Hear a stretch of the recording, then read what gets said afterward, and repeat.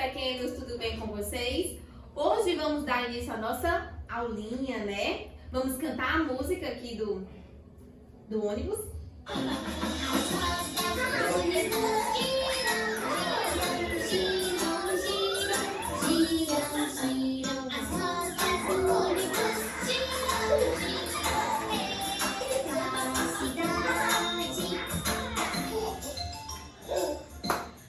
Olha só, galerinha!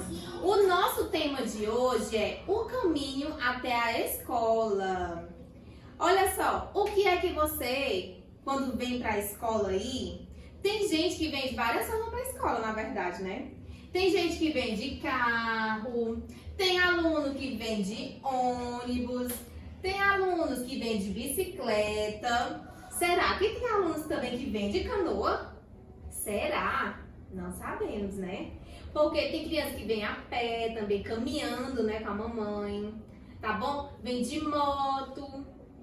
Então, gente, várias formas de você vir pra escola. Quem aí vem de carro?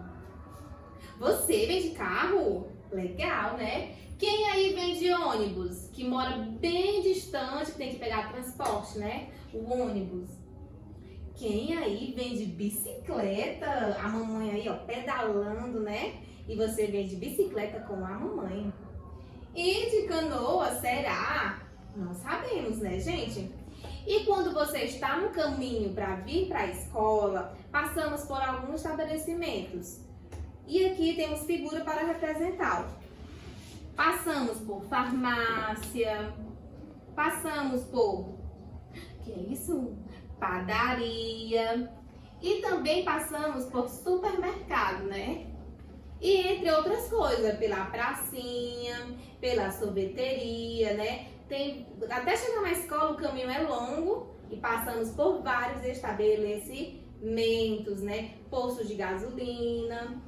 Então, a tia quer saber de que é que você vem pra escola, hein?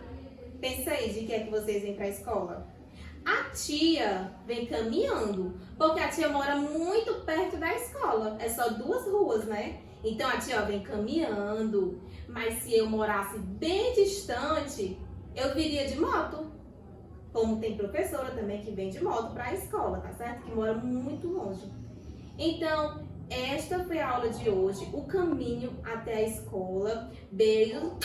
E pensa aí, de que você vem para a escola? Certo?